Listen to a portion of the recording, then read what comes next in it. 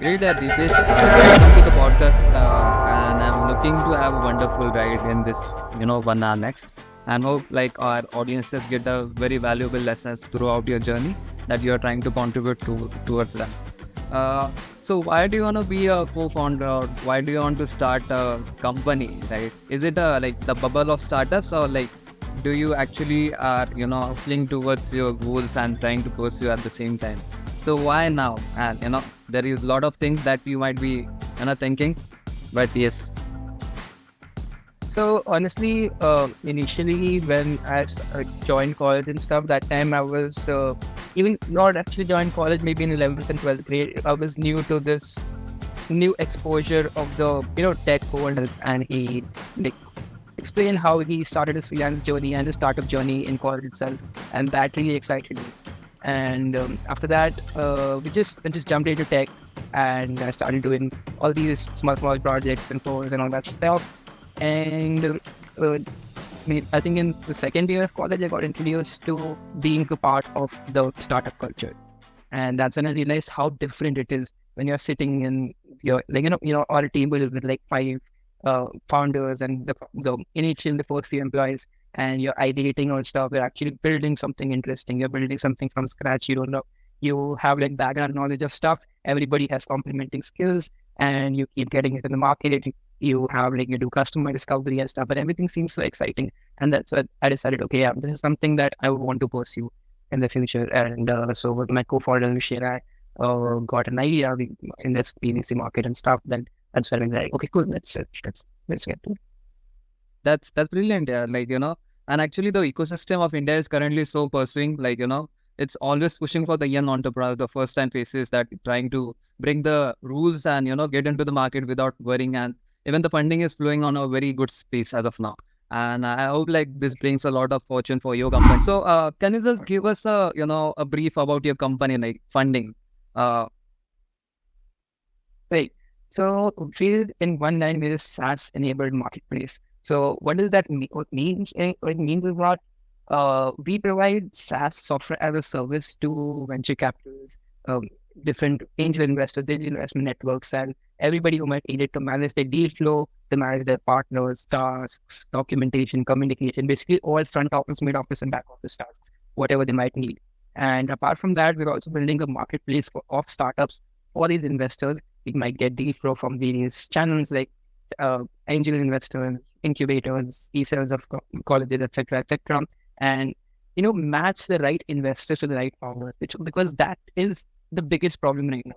Every VC or every startup that I talk to, we figure that the angel investor or something that they're not able to get the right people to invest in, to put their money in. While the startups say that I don't know whom to dilute to, because it's equity, right? You don't want to dilute to a person who probably would not be of any use to you. But that investor thesis match and the right relation between the startup and the investor is very important, and that's what we want to build a marketplace for. Brilliant. So basically, in a nutshell, you are trying to fetch the gap between founder and investor, if I am getting right. And at the same time, so there is a platform by AngelList. I hope like you are already aware. So it's by Naval, one of the biggest entrepreneurs, serial entrepreneur, origin from India. That's make me proud personally. So is it something similar that you are trying to build? So in a sense, there are a lot of competitors in this space, but everybody is doing it slightly differently.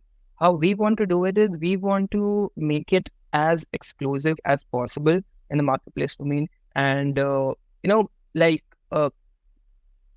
make use of our own network and our own deal flow, get deal flow from these big VCs and incubators and stuff, and connect them to the right people in our startup community.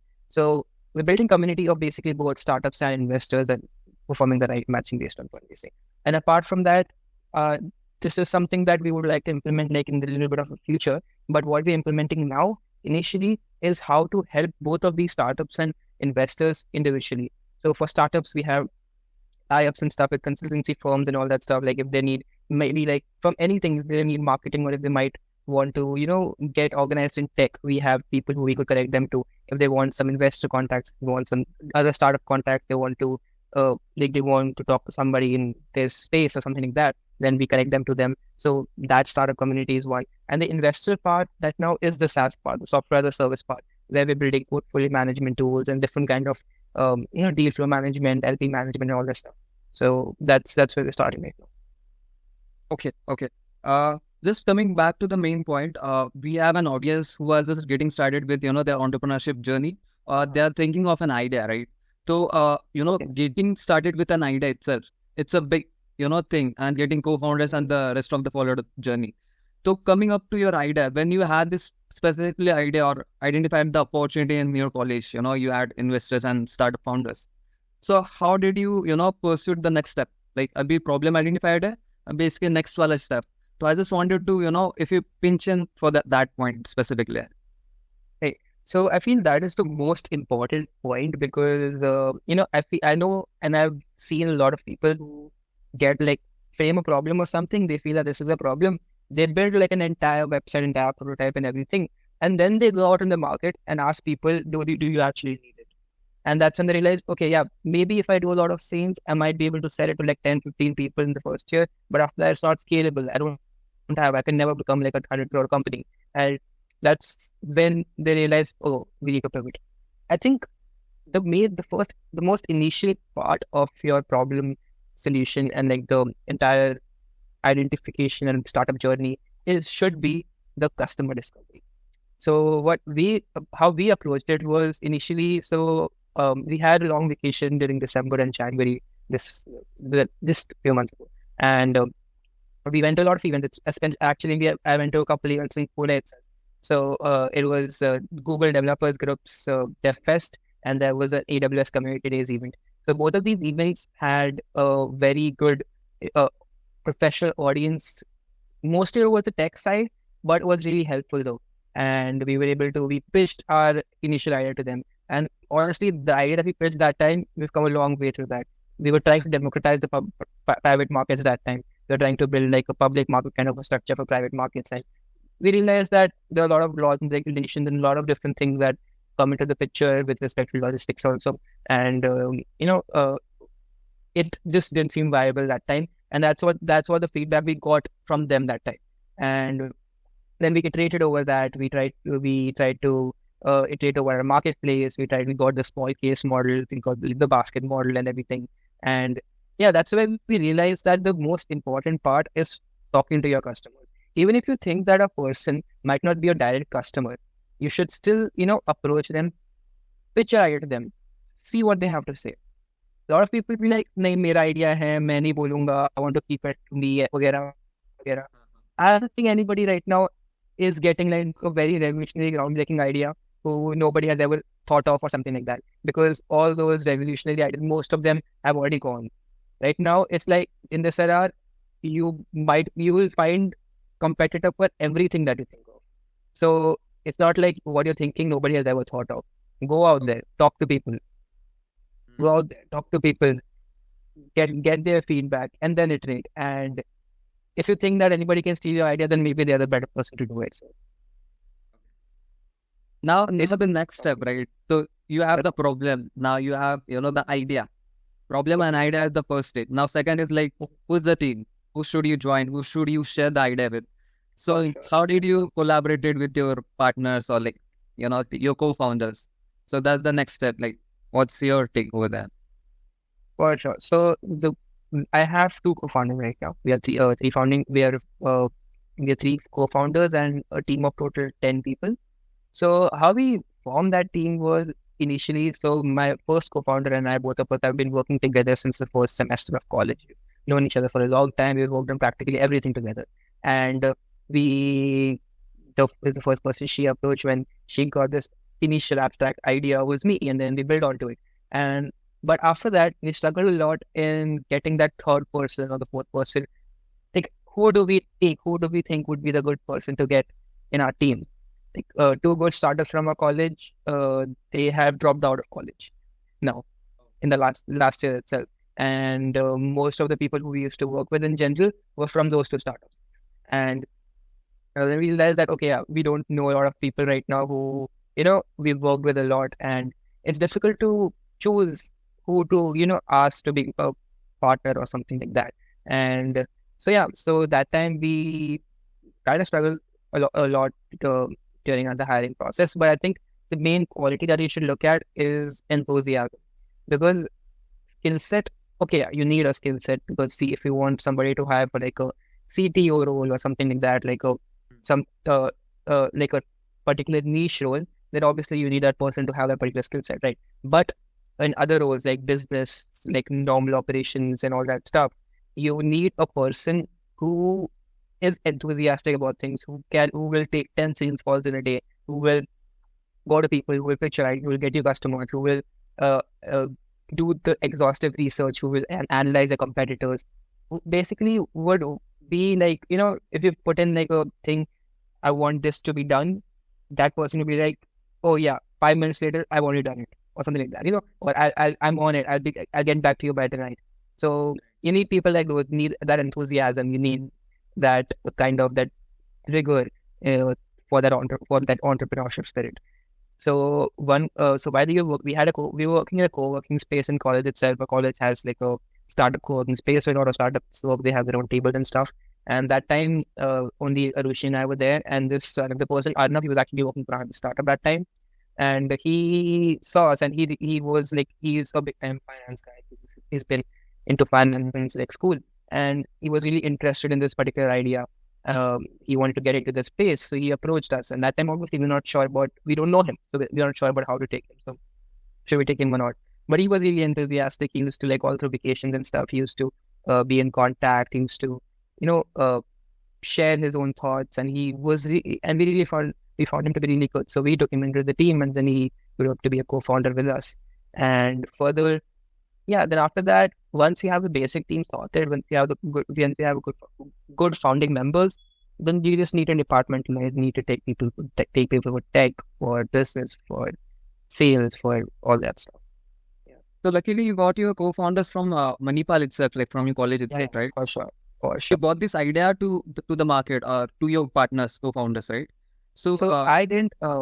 I mean, so me and Arishi, both of us built on the idea from scratch, and okay. the two of us got it together. So how did you differentiate those skills and factors for the specific titles? And how do you structure the company as well? Not necessarily you can, you have to define yours, but basically how do you structure the planning for itself?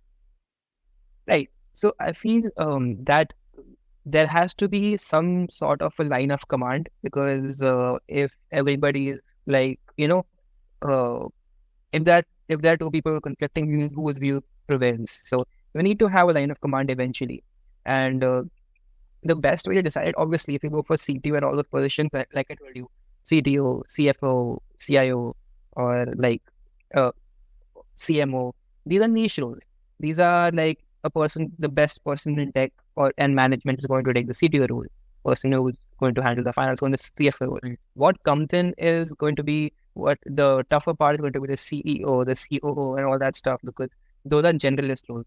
CBO, business officer. So what these roles, how you decide these roles is something that comes up on its own. Like for me, I was like, I wanted to become a CEO because I'm the most interested in the operations of things. Like I want to execute stuff. I want to operate. I want to like handle the internal operations and the external operations and all that stuff.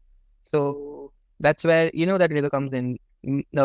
The other co-founder of mine, Arushi, who is the CEO of the company, she is the best at executing your own stuff to other people. She's really good at pitching and communication and stuff. And you need that kind of a person to be a CEO. And the third co-founder, the CFO, is the big time, the more finance person in our team, and that's how we got that position. So it's like you initially, I mean, there are a lot of people get conflicts. Honestly, we didn't, but to resolve those conflicts, we have to understand that the skill sets are complementing, and the role that you want to choose should be something that you would want to do in the future, want to continue doing in the future.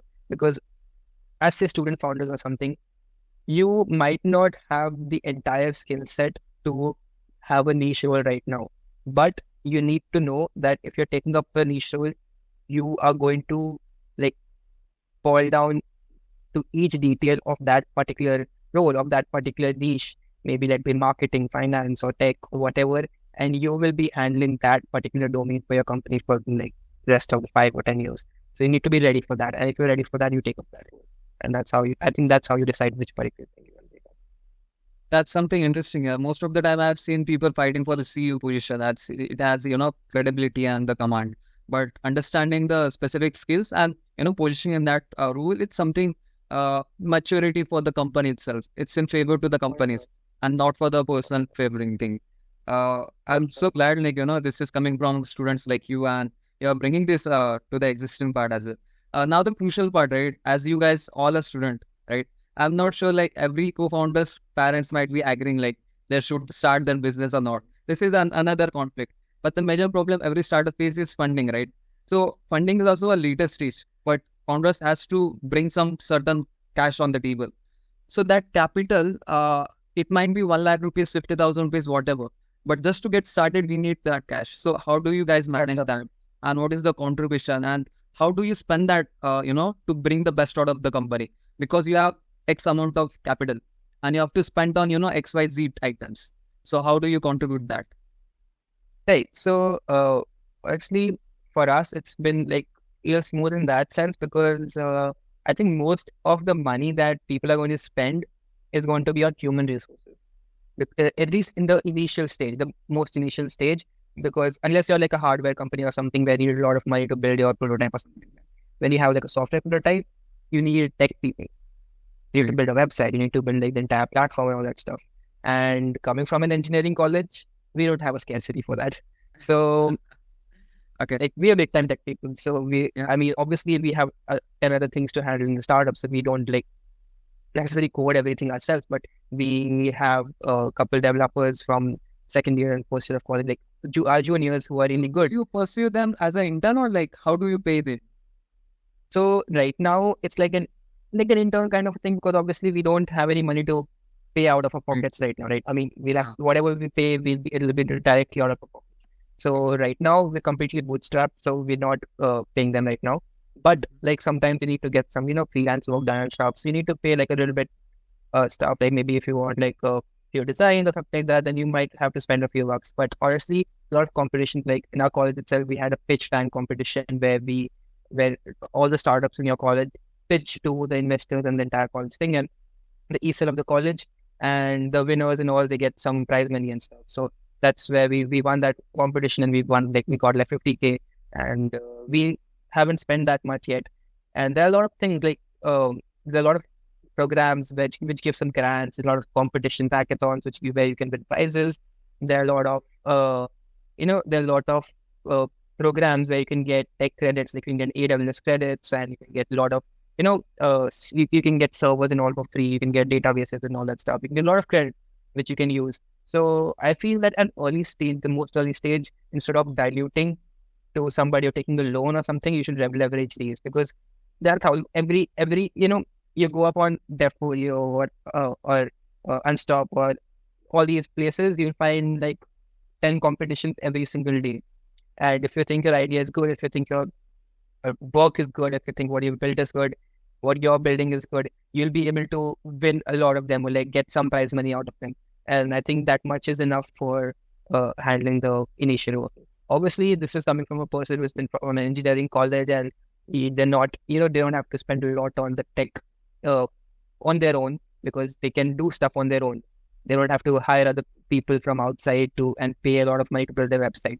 So, but yeah, for those people who have to do that, FundInc has tie-ups with the transparency firms, so you can contact us. Brilliant, yaar, brilliant. This is how, जुगाड़ करके startup बनाना पड़ता है. And that's exactly you guys are doing. Perfect, perfect. I just wanted to understand, do you code as of now in your company? Like, जरूरत पड़ती है उससे भी like? Little bit. So obviously you can't just rely, or you can't just rely on anybody. You can just tell them that, okay, yeah, this is something that you have to code, and they get it done. You have to closely work with them. You have to, sometimes if there's like an urgent deadline. I just wanted to understand, how do you delegate the work towards team? If you have 5 people in your team, as a CTO or like the tech team, a tech head, how do you delegate the teamwork and how do you take it back? अगर वो काम नहीं कर रहे तो how do you react towards them? तो वो एक जर्नी जानना था, because again, like the audience that we have, they are coming from as a first time founders. It's quite hard to command someone. अगर वो गलत शब्द use करते तो it will be quite hard for surviving part of anything. So how do you take it further? The most important part at least in the most early stages, ki whatever work you're delegating to somebody, know at least on a very abstract level on how to do it. Because at least have that research. Because when you delegate work to somebody, you should know how much time that person technically should take, how that person should go about it, and all that stuff. Because if you have no idea about how that stuff is going to go on, how that thing is going to be built, then that person can take their own sweet time, or you won't know what that person is doing. So delegate the work rightly. As a co-founder, you'll have to put in that extra effort initially to know how that stuff is done. And that's where that particular niche comes in, that you need to have a CTO, a CFO, CMO, all that stuff, because you need to have like those, domain experts who will be like, suppose we have a CTO, that person will handle tech, that person will have to, even the person, the developers he is delegating work to, he should know how to do that work himself so that he can delegate it rightly. And yeah, that's very important. And second thing is, once you give the work to somebody and they're not, sometimes, okay, yeah, you might have exams or you might have some other commitment or something that you might feel that a lot of people are not giving, contributing as much. But that's okay. Sometimes that's okay. But if it continues for like a month long time or something like that, then you talk to them. And it's a very early stage, right? It's not like the person is working for the company for a long time, and if they're not contributing, they have other commitments. So you talk to them and you figure out if they want to continue or not. And you don't have to be like, oh, I'm firing or something like that. No. You talk to them, you understand their perspective, you understand if they are interested in putting their time into something else. And a lot of times they recommend somebody themselves recommend somebody else that, okay, yeah, I have this other commitment, so I want to focus on this. I might want to focus on my CGPA more this time. I'm not doing well in exams, so I can't work over here. But this is my friend who is a good developer too. He can take this work off, something like that. So yeah, I feel there shouldn't be any negativity of sorts कि तू काम नहीं कर रहा तुझे यहाँ से. It should be like, why you're not working? What's wrong? Is there a problem? Are you not satisfied with the idea, or do you not like how we are commanding, how we are delegating the work? Are we giving you too much work, something like that? And you iterate on yourself, because as initial founders, as especially students or something, you're not like great managers yourself. You don't have like 10 years of experience in managing people, delegating work, getting the workflow right, putting in the right effort, everything. You have no idea, right? You're also trying yourself. This is the first time. So it's going to be, if you're like if the person you're delegating work to is not doing well, a part of it could also mean that you're not delegating rightly. So yeah, you also need to iterate on that. So it's going to be a learning path for both of you, for the person who is getting work and the person is getting work. You mentioned about mentors in between, right?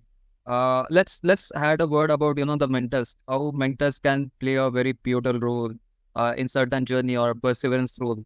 So maybe in your case it might be your professors, your directors, or if you are pitching some ideas to stakeholders, that's your end users, something similar. So how does these people bring value on the table to you? Like mentors specifically, Right. not advisory. I don't believe like advisory is the case in your particular scenario, but the mentors. Right. So I think what you need, what kind of mentors you need to have is a few people, maybe like one or two who might have done startup themselves. So what we treated as mentors were those startups, the founders of those startups that we worked in last year. So they're all students. They are from our class itself, our batch itself. But they built really cool startups. They dropped out of college. They were like, they're working full time right now, and they've like done really cool stuff. So from their experience and stuff, even though they're like our age and stuff, they've been able to give us really valuable, they give like really valuable insights on how to build your own startup at early stage, how to approach things, and all the stuff that I'm telling you right now. A part of it might come from them itself, because they are the people who thought of this stuff, right? And because we used to work for the nation, and yeah, that's one mentor that you really should have. And it'll be a really good thing if you have both an experienced person, like person in 30s or 40s who does the startups, and a person in the college or like in the early 20s who are doing a startup, because obviously there's a generation gap between them, and you'll get very different views from both of them. But if you honestly like break all those views down, you'll understand that okay, they're in a sense supplementing and complementing each other, and it'll make you learn a lot.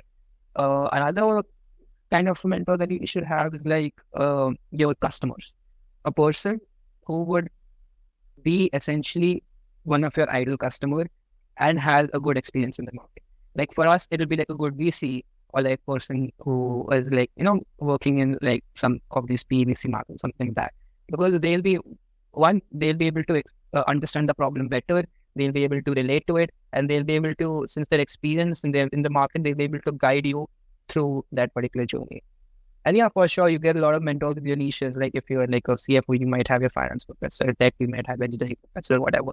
And yeah, I feel just get as much information as possible. Even if you think that the person is like full of shit or something, just listen to it. Just at least be all yours. Solo. And then later on decide if you just want to uh not care about what they said or not, but at least listen. I want to pitch in for the personas part. Like if you are targeting the founders, right? That's your user or customer. तो यहाँ पे दो segment है, एक तो investor है, वो पैसा लाने वाला है, एंड दूसरा वाला है फाउंडर है. तो these are the two stakeholders. But again, your user are like mostly founder itself. So उसमें कैसे, like how do you divide the personas? The A category will be pre-seed funders. The B category will be seed funders something, and Series A funders. So what is your persona type, and how do you try to figure out this all persona? And उसके बाद like how do you target them? उन लोग को बुलाते कैसे अपने platform पर? Oh, okay, that way, like as a customer on a platform, right? So it's you're coming to the marketplace part of it. So it's basically we're gonna have like a community of these accredited investors, individual investors, and all that stuff. And most of the individual investors won't necessarily participate fully in a round. Like it's like if a particular startup is raising like 2 crores, a round of 2 crores, maybe like seed or series or something, then a lot of investors put a little bit of money into that, and so it doesn't really matter then what stage that company is in, unless if the company is good. Obviously, if it's Series A, Series B or something, they know that the company is progressing. That stuff that those factors come up later. But yeah, it doesn't have to be that you onboard a particular investor as a Series A fund. You basically onboard them as an investor, and then based on the company and all, they choose. And if they have particular requirements and stuff, we match them to that particular startup if we have such. Like if they want to invest in a fast-growing blockchain startup who is already, getting good amount of revenue and is already at Series A or Series B or like pre-IPO or even like early stage, then if we have that kind of a startup, then we match it in. So that is it's like pretty abstract. It has to be worked out a little bit, and it is a lot of finance and legal technicalities that need to be figured out yet to implement this entire marketplace model.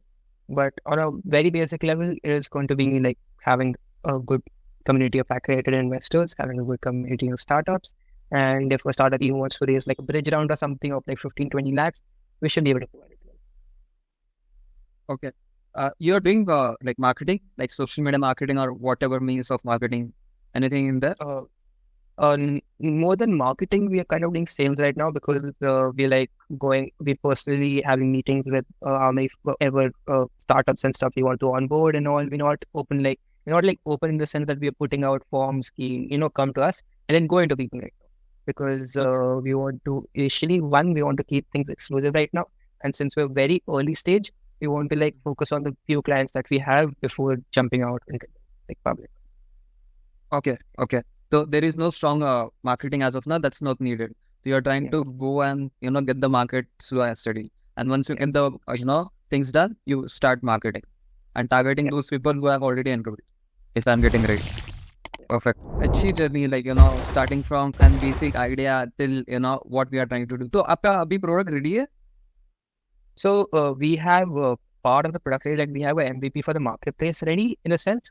But obviously, that's not very tech heavy. So we're going to have some finance and legal stuff figured out, which we are doing that right now in the alpha testing phase, kind of, which will be done in the next 1 or 2 months. And with respect to SaaS, we already have we have a handful of clients we're serving them right now. We have to build the CRMs, to build deal flow management portals and stuff, all that stuff. So we have 5 clients. We're limiting it to them.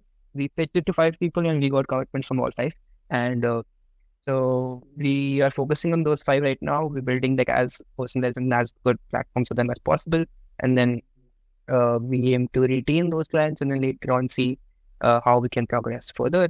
Yeah, I think maybe launch at a larger scale in the next 3 months. Okay. So basically you have 5-6 people around, like those are the customers.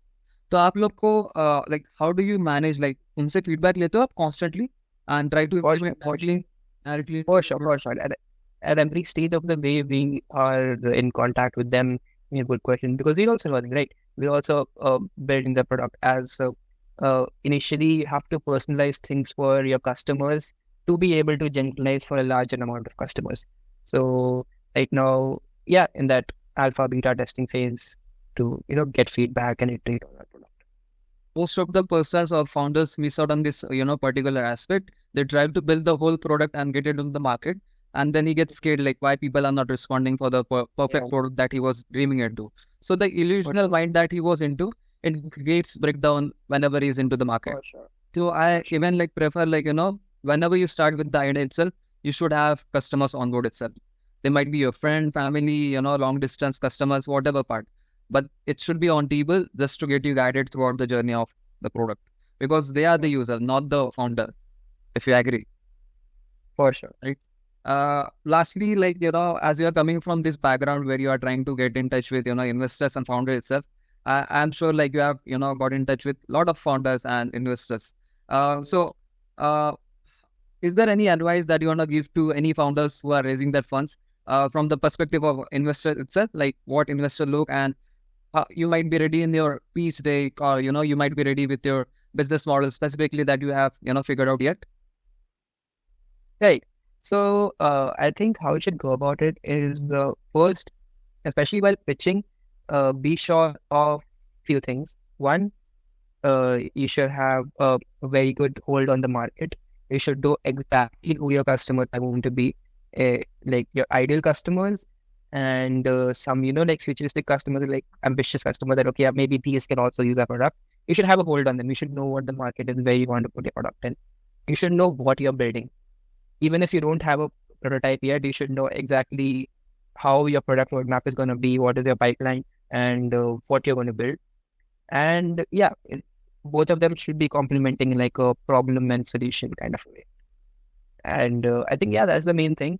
And coming to which investors you should go to, I think that at a very early stage, you should be sure about how much dilution you want to do right now, because you don't want to, like, in your first round of pre-seed funding, you don't want to like dilute 30-40% of your equity already. So you should be sure about how much you want to dilute, what is your own cap table structure, and which particular type of investor you want to find into. So there are a lot of good VC firms, even if they don't give you a great valuation, they might be able to get you all the clients that you need initially. And so that kind of VC is going to be a very good VC for you, because that's a very good dilution. You penetrated into the market just because of them. And so you should look into those qualities. You should do your background research. Shouldn't be like, okay, हाँ ये पैसे दे रहा है, मैं लेने देता हूँ. नहीं, they're going to come on a cap table. You should be sure about कौन आ रहा है. So you don't have to think about all these things. Yeah, just do your background research. And if you need any help, you can contact FundInc. Yeah, perfect. Yeah. I will be dropping out your website link. The interested founders will be getting in touch with you directly, and I hope they get raised by your company itself, and they can get bootstrapped and all the stuff that is needed in order to succeed. Thank you so much, Deepesh, for contributing your kind words and the journey that you are establishing with your company. And I think you are doing a wonderful job with the filling of this particular aspect and investor on the founder itself. Lot of founders will be getting benefited in upcoming days. Thank you so much once again. I hope everything Thanks a lot for having me. Thank you again. See you soon then, buddy.